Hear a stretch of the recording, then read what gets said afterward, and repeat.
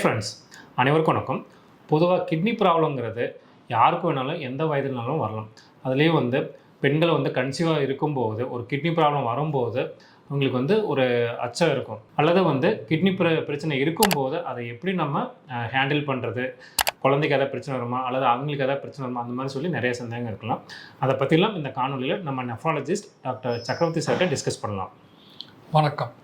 இப்போ பொதுவாக பார்த்தீங்கன்னா கிட்னி பிரச்சனை இருக்க பெண்கள் அவங்கள முதல்ல பேசுவோம்.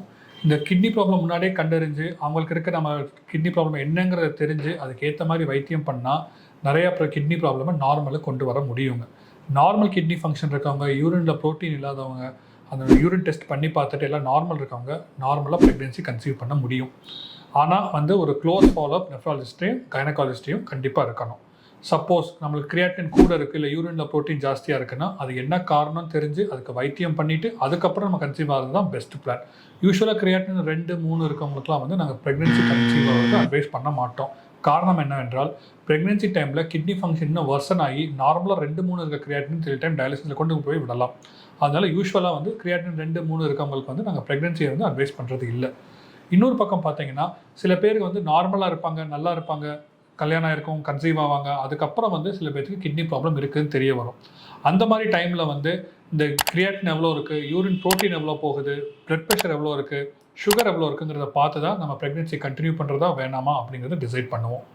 இன்னொரு பக்கம் பார்த்தீங்கன்னா சில பேர் நார்மலாக இருப்பாங்க, நம்ம திடீர்னு யூரின் நிறையா போகுது அப்படின்லாம் சொல்லுவாங்க. அந்த மாதிரி பேஷண்ட்ஸ்க்கு ஒரு கண்டிஷன் இருக்குது. அந்த கண்டிஷன் பேர் ப்ரீ எக்லாம்சியா அப்படின்னு சொல்லி. அது எப்படி ஆரம்பிக்கும்னா முதல்ல பிபி ஜாஸ்தியாகும். பிபி ஜாஸ்தியானால கிட்னி ஃபங்க்ஷன் கொஞ்சம் பாதிக்கப்படும். அதனால நமக்கு யூரினில் ப்ரோட்டீன் லீக் ஆக ஆரம்பிக்கும்.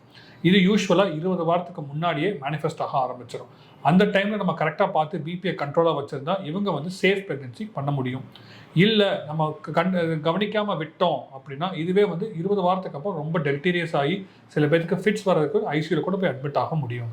ஸோ இதெல்லாம் நம்ம ரெகுலர் ஏஎன்சி செக்கப்பில் கைனகாலஜிஸ்ட் டாக்டரை பார்த்து பிபி கண்ட்ரோலாக வச்சு யூரின் அடிக்கடி செக் பண்ணி அந்த மாதிரி பார்த்துக்கிட்டோம்னா இந்த மாதிரி வரதை தடுக்கலாம். நீங்கள் பொதுவாக ரிப்போர்ட்ல எல்லாம் பார்த்துருப்பீங்க, கிரியாட்டின் வேல்யூ நார்மல் 1.1 1.3 வரைக்கும் கொடுத்துருப்பாங்க. ஆனால் ப்ரெக்னென்சி டைமில் இது மாறுங்க. ப்ரெக்னென்சி, குழந்தைகள், வயசானவங்களுக்கு இது கண்டிப்பாக இந்த கிரியாட்டின் வேல்யூ நார்மல் கிடையாது, இதெல்லாம் மாறும். உதாரணத்துக்கு பார்த்தீங்கன்னா ப்ரெக்னென்சியில் இருக்கவங்களுக்கு நார்மல் கிரியாட்டின் வேல்யூ 0.7, 0.8, 0.9 இருந்தாலுமே அது கிட்னி டிஸ்ஃபங்க்ஷன் தான் ட்ரீட் பண்ணுவோம். அந்த டைமில் நம்மளுக்கு என்ன காரணங்கிறத நம்ம சீக்கிரம் கண்டுபிடிச்சி அதுக்கு வைத்தியம் பண்ணால் ஒழிய இந்த ப்ராப்ளம் சரியாக போதில் இன்னும் மேலும் தொந்தரவு தான் கொண்டு வரும். சில பேர்த்துக்கு பார்த்தீங்கன்னா 18 வாரம் 20 வாரத்தில் சுகர் டிரான்சியண்ட்டாக கூடும். டிரான்சியண்ட்டாக கூடி அதுக்கப்புறம் டெலிவரிக்கு அப்புறம் சுகர் நார்மல் ஆயிரும். இதுக்கு பேர் ஜெஸ்டேஷனல் டயபெட்டிஸ் மெலிட்டஸ் அப்படின்னு சொல்லுவாங்க. இந்த பேஷண்ட்ஸ் எல்லாம் வருங்காலத்தில் சுகர் வர்றதுக்கான அறிகுறிகள் இல்லை சுகர் வர்றதுக்கான சான்சஸ் ரொம்ப அதிகமாக இருக்குது. ஸோ இவங்கெல்லாம் டெலிவரிக்கு அப்புறமும் உணவு முறை, எக்ஸசைஸ், அதுக்கப்புறம் ரெகுலர் சுகர் மானிட்டரிங் பண்ணிட்டு தாங்க இருக்கணும்.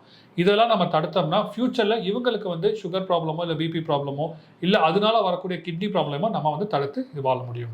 Thank you sir. இந்த காணொலியில் பெண்கள் கன்சீவாக இருக்கும்போது மகப்பேறு காலத்தில் கிட்னி எந்தெந்த மாதிரி கிட்னி பிரச்சனை வர வாய்ப்பு இருக்குது, அதே மாதிரி கிட்னி பிரச்சனை இருக்கா இல்லையா, அதை எப்படி கண்டறிவது, அதுக்கு சிகிச்சை முறைகள் என்ன இருக்குது, அதே மாதிரி பின்விளைவுகள் எதுவும் இல்லாமல் என்னென்ன ப்ரிகாஷன் ஸ்டெப் நம்ம எடுத்து அதை சேஃபாக பெண்களை அந்த மகப்பேறு காலத்தை சென்றடைய முடியும் அப்படிங்கிறது இந்த காணொலியில் தெளிவாக தெரிஞ்சுக்கிட்டோம். மீண்டும் அடுத்த ஒரு காணொலியில் சந்திப்போம். நன்றி.